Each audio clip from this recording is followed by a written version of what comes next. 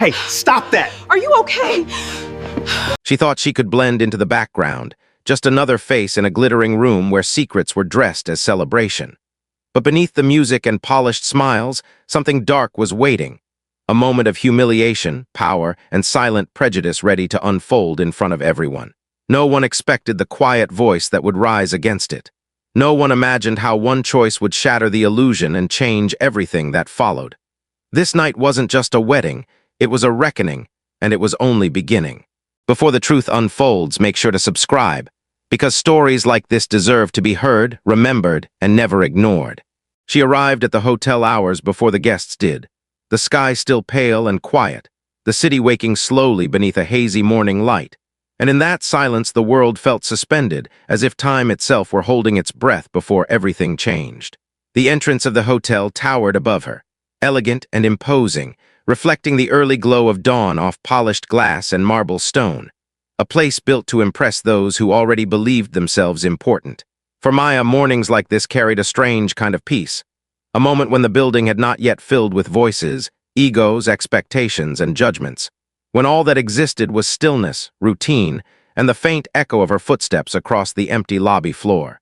She moved quietly through the corridors, her uniform neat, her apron carefully tied, every motion practiced through years of repetition, years of working in spaces where she was expected to remain present but unnoticed. The ballroom doors were still closed, the chandeliers dim, the tables bare except for linens folded with precision. To anyone else, the room might have felt grand and beautiful even in its unfinished state. But to Maya, it felt like a stage before a performance.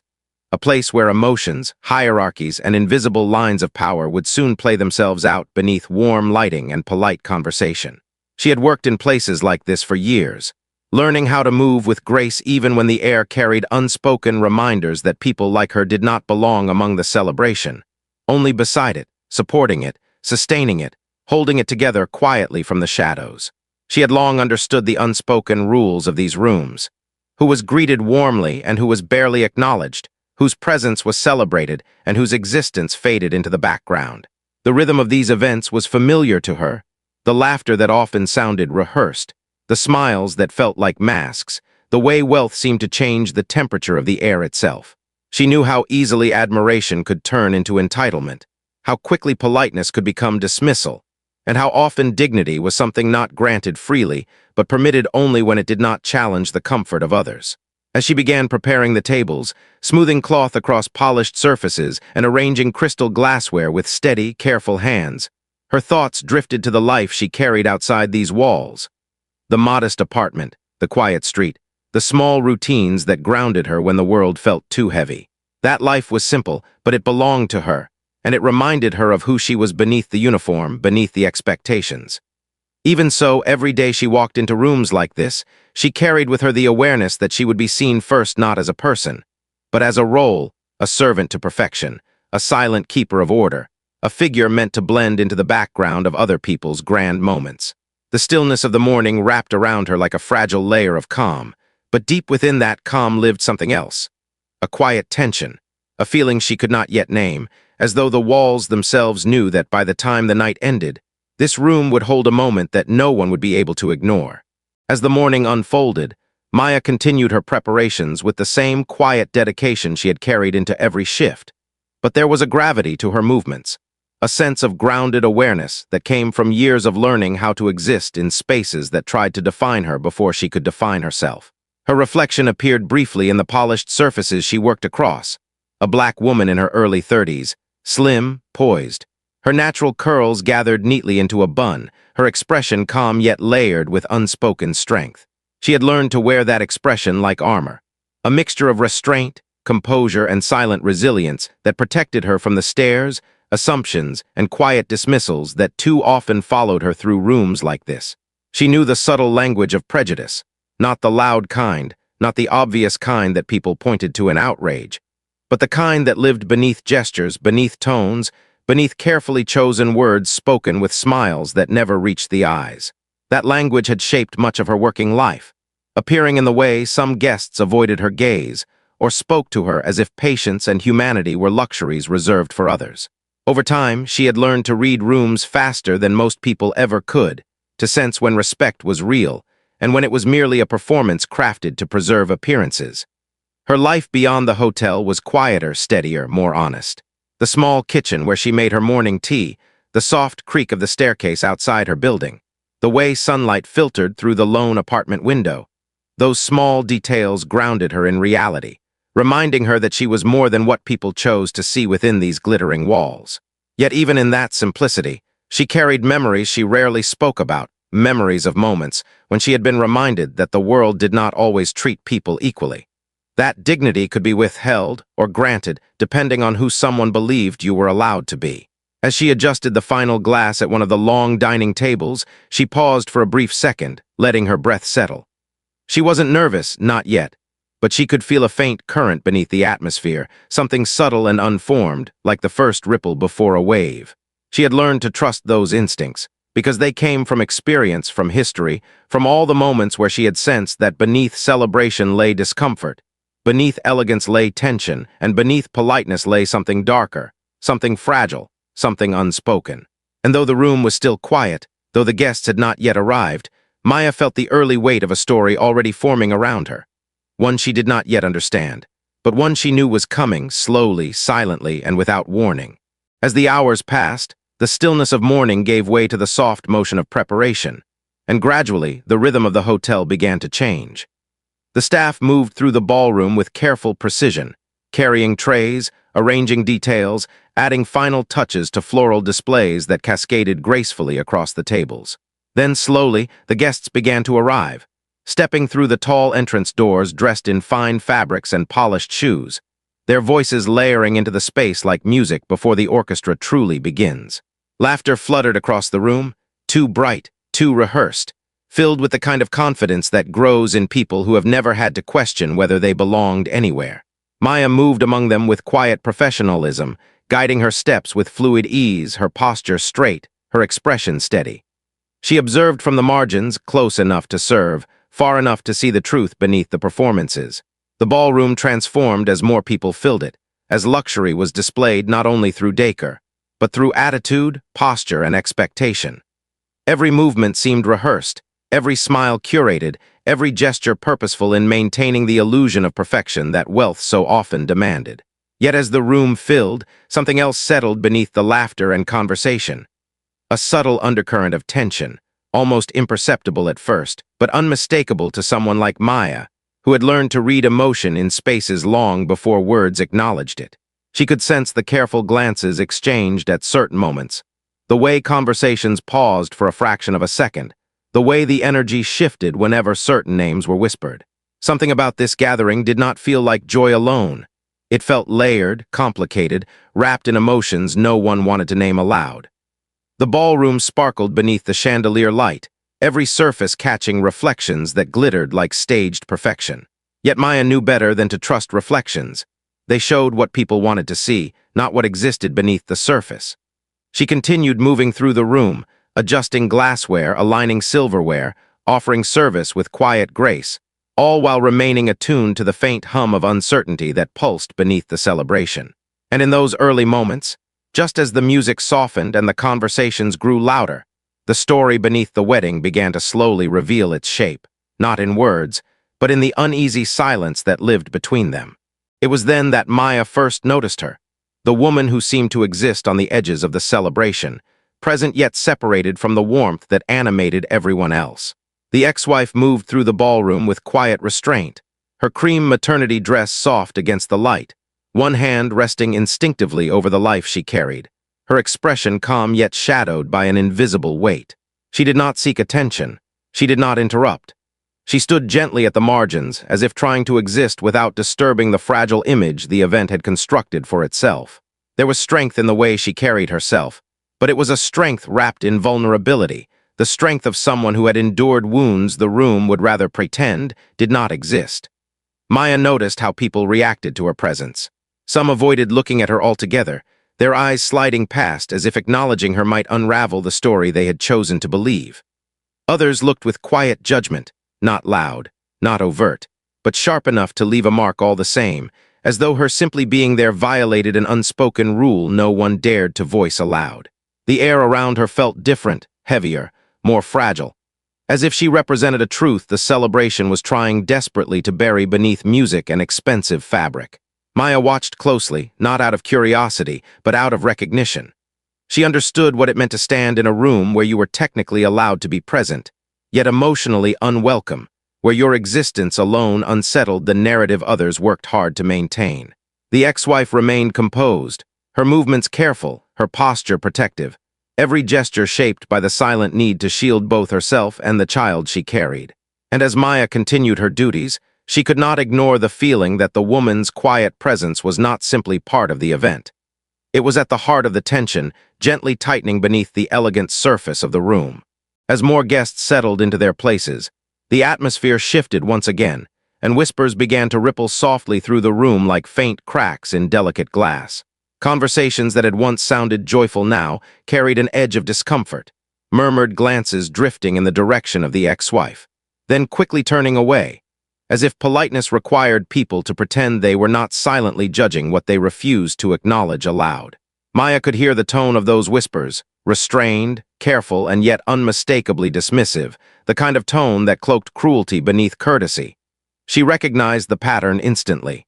She had seen it before in countless rooms where people prided themselves on civility while quietly erasing those who did not fit their vision of perfection. The guests smiled, but their smiles hid unease. They laughed, but their laughter tried to mask something deeper: irritation, discomfort, and a subtle belief that some lives were acceptable only when they stayed silent and unseen. Maya moved quietly through the space, her steps steady, her expression controlled. But inside she felt the atmosphere hardening, the shift from tension to quiet exclusion, from discomfort to silent complicity. The whispers were not loud, but they carried weight. They created distance. They stripped dignity through omission, not force. And while no one spoke directly to the ex-wife, their refusal to acknowledge her presence spoke louder than any words ever could. Standing at the edges of the moment, Maya understood something important: that the harm unfolding in this room did not begin with confrontation or cruelty. It began here, in the quietness, in the whispers, in the willingness of others to watch without stepping forward, to judge without understanding, to allow someone to be slowly isolated in the name of keeping the celebration undisturbed. And though the night had only just begun, Maya felt the story tightening around them, one breath at a time. A storm slowly forming beneath polished chandeliers, gathering strength in silence, waiting for the moment when it would no longer be possible to pretend that nothing was happening at all. The moment unfolded slowly, like a delicate thread being pulled tighter with every breath, and Maya's attention remained drawn to the ex-wife, whose quiet composure seemed to carry an entire world of unspoken history. She stood near one of the side walls of the ballroom, her cream maternity dress softly gathering at the waist, one hand resting instinctively over the curve of her stomach, as though she were shielding something precious from a world that had already taken too much from her. Her expression was gentle yet burdened, the kind of expression that comes from learning how to remain calm even while carrying a pain that refuses to leave. There was a softness in her eyes, but beneath that softness lived a resilience shaped by experiences no one in the room seemed willing to acknowledge. The music drifted gently through the air, yet the sound did little to soften the tension surrounding her presence. Instead, it made the contrast sharper, joy layered over discomfort, elegance layered over exclusion. People passed by her without stopping, their gazes sliding past as though she were part of the decor rather than a person standing in the same space as everyone else. It wasn't loud rejection. It wasn't dramatic cruelty. It was something quieter, something colder, the deliberate choice to treat her as invisible. That kind of harm, Maya knew, often cut the deepest, because it disguised itself as restraint while erasing someone's dignity inch by inch. Maya watched the small details, the way the ex-wife shifted her weight carefully, the way her shoulders tensed whenever murmured voices drifted too close, the way she tried to hold herself steady even as the room pushed her further toward emotional isolation. She was not angry, she was not disruptive. She was simply existing, and somehow that alone seemed to threaten the carefully curated image of perfection surrounding the event. It was as if the people in the room believed that acknowledging her humanity might unravel the illusion they had built around the groom, the celebration, and the story they wanted this wedding to represent. There was a quiet courage in the way she remained standing, and Maya felt a deep, instinctive empathy stir within her. Not only because she understood what it meant to be treated as if your existence did not belong, but because she could sense how much strength it took for the ex-wife to simply remain present. The woman's vulnerability did not make her weak. If anything, it revealed a depth of resilience that the room refused to recognize. And as the polished chandeliers glowed above them and the polished conversations continued, Maya sensed that the emotional core of the night was gathering right there, beside the woman who stood in silence, dignified and unseen. The longer Maya observed, the more she realized that this was not just a personal discomfort unfolding. It was a reflection of something larger, something that existed far beyond this ballroom. It was the way society could rewrite someone's worth based on circumstance, the way stories were shaped to favor those with power while erasing those who no longer served the narrative. And though no one had spoken a single cruel word yet, the weight of injustice was already settling into the air, unspoken but unmistakable, heavy but ignored. And Maya could feel that before the night ended, that weight would no longer stay hidden beneath the surface. As the event continued, the subtle divide in the room became even clearer, and the imbalance of power began revealing itself in ways that did not require confrontation or raised voices.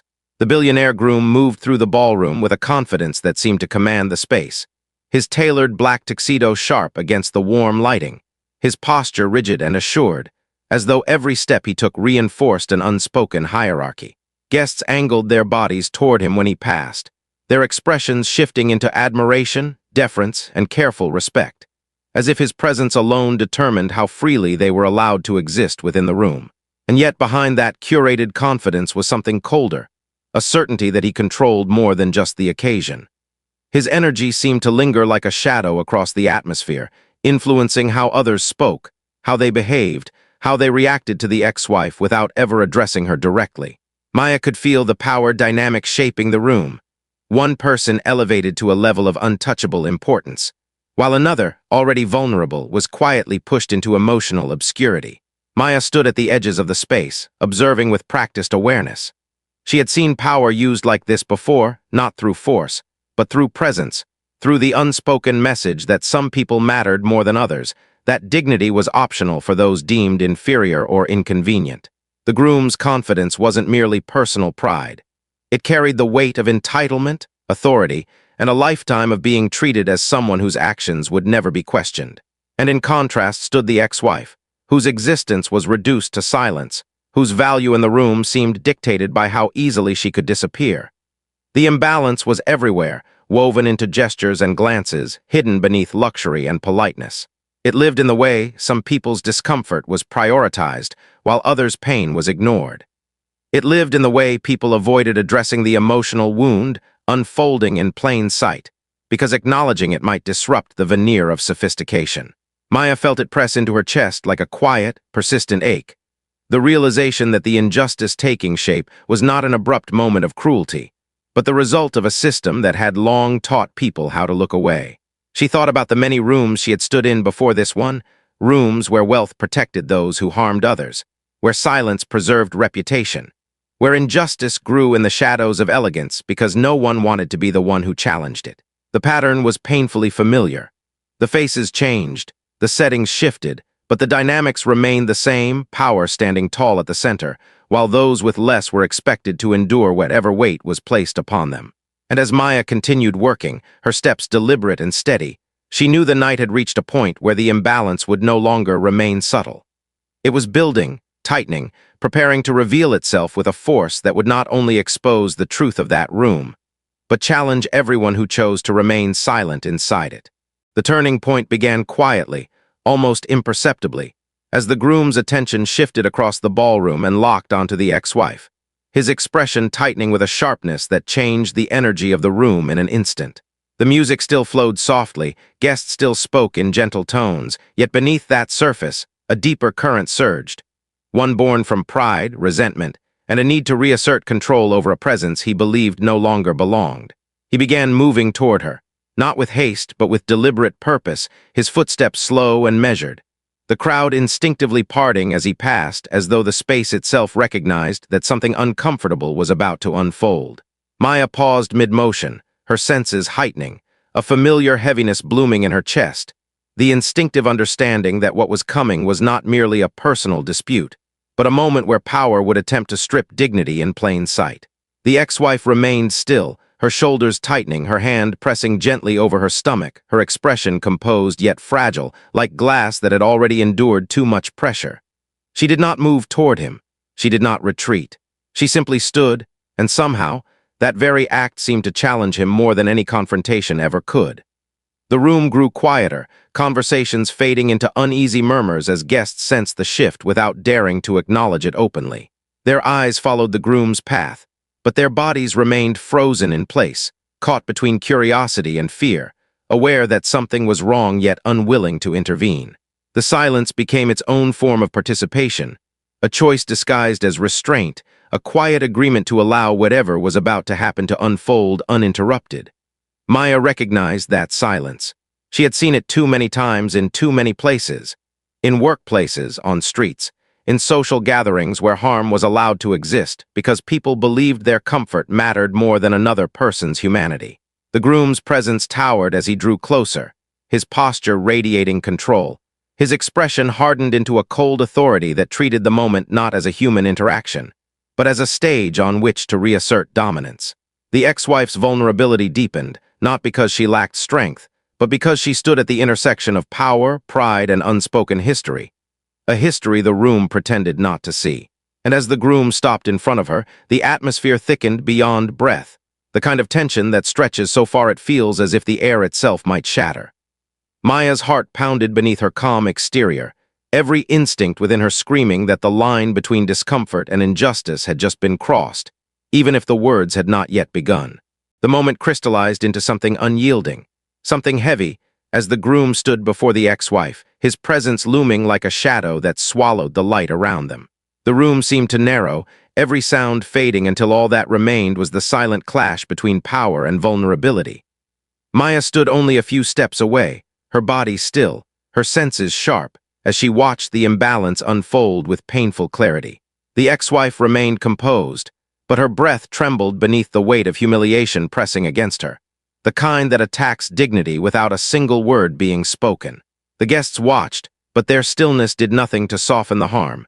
Instead, it intensified it. Their refusal to move, to speak, to acknowledge what was happening created a wall of complicity that trapped the ex-wife inside the moment while protecting the comfort of everyone else. Maya could feel the pressure closing in like a tightening band, the emotional atmosphere constricting until even the smallest movement felt dangerous. Every second stretched longer than the last, the silence carving deeper wounds than any public confrontation could have. The groom's authority did not merely fill the room, it suppressed it, forcing everyone into submission under the guise of maintaining order. The ex-wife's dignity was slowly dismantled not by force, but by the deliberate performance of superiority that thrived on silence. Maya's chest tightened as she watched, because she understood exactly what was happening, not just to the woman in front of her, but to every memory, every story, every life shaped by similar moments where injustice hid behind civility. Her breath grew shallow, her hands tense at her sides, and the weight of history settled across her shoulders like a familiar burden she had never asked to carry. She sensed that the moment was reaching a threshold, a point where the tension could no longer exist without consequence, where silence itself would transform from safety into harm. The imbalance was no longer subtle. It was visible. It was undeniable. And as Maya stood witness to the emotional cruelty unfolding before her, she realized that if the moment continued unchallenged, it would not only scar the woman in its center, it would leave a mark on everyone who chose to remain still. And it was in that realization that the turning point began to awaken inside her, slow, steady, inevitable.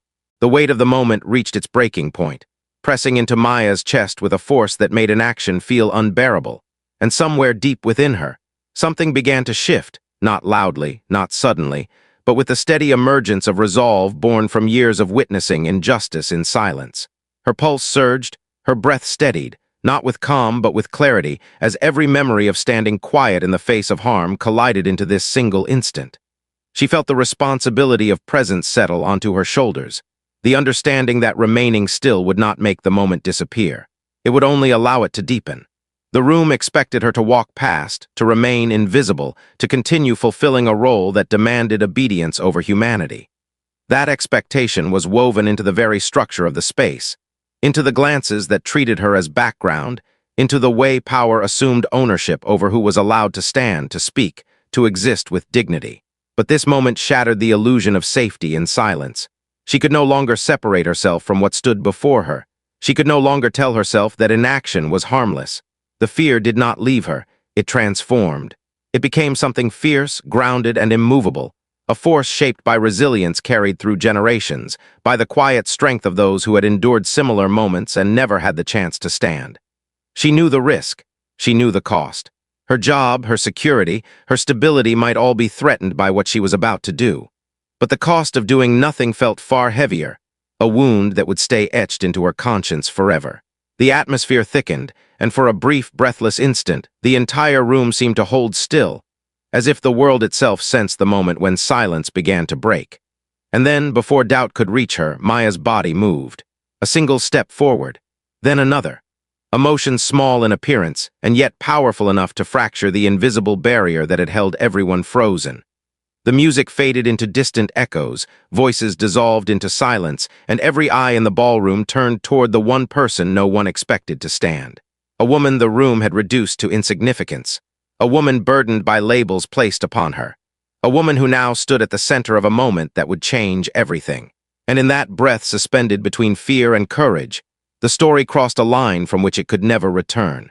The air trembled with a quiet intensity as Maya stood there, her presence no longer blending into the background, but rising with a steady, unspoken defiance that reshaped the room around her.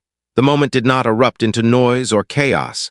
Instead, it expanded inward, as if every breath taken in the ballroom now revolved around the courage forming in her stance.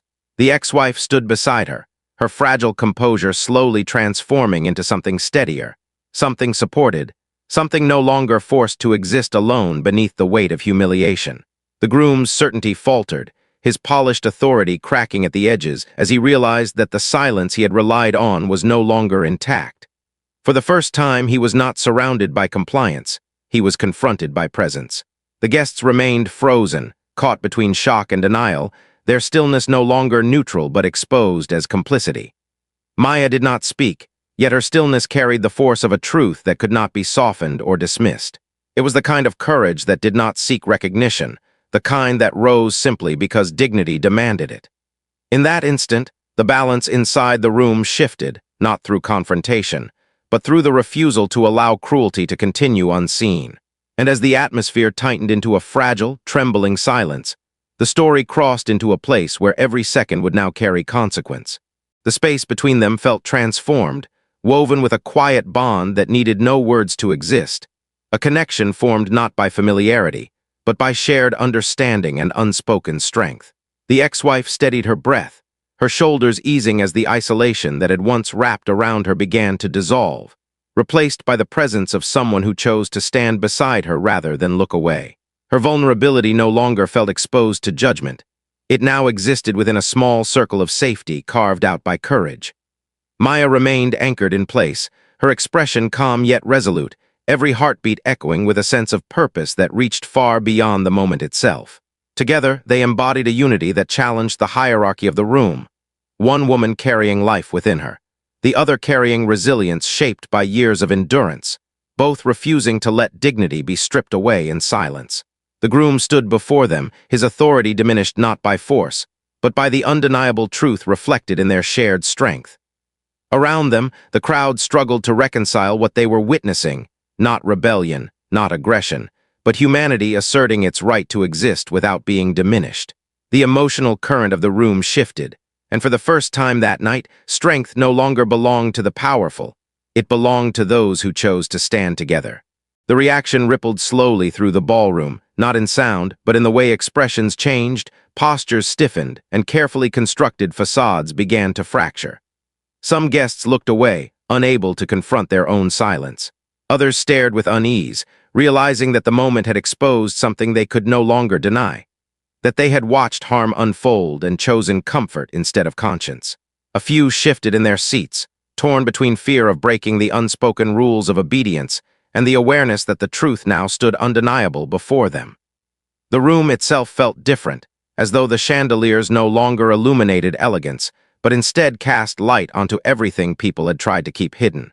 Maya felt the weight of those gazes, but she did not retreat. The ex-wife stood grounded beside her, her presence no longer fragile, but anchored in a reclaimed sense of dignity. The groom's confidence weakened beneath the silent judgment he could not control, his authority shrinking as the illusions surrounding him began to unravel. What had once been a celebration now resembled a mirror, one reflecting fear, complicity, and the uncomfortable truth of how easily injustice can thrive when no one dares to interrupt it. The room did not speak, but the silence itself confessed everything. The moment reached its sharpest intensity, the atmosphere stretching so tightly that every breath felt amplified, every heartbeat echoing against the fragile quiet that held the room in suspension. The groom's presence, once towering and unquestioned, now appeared strained, his authority colliding with a reality he could no longer control. His posture remained firm, but the certainty within it had fractured, exposed beneath the unwavering strength that Maya and the ex-wife embodied simply by remaining present.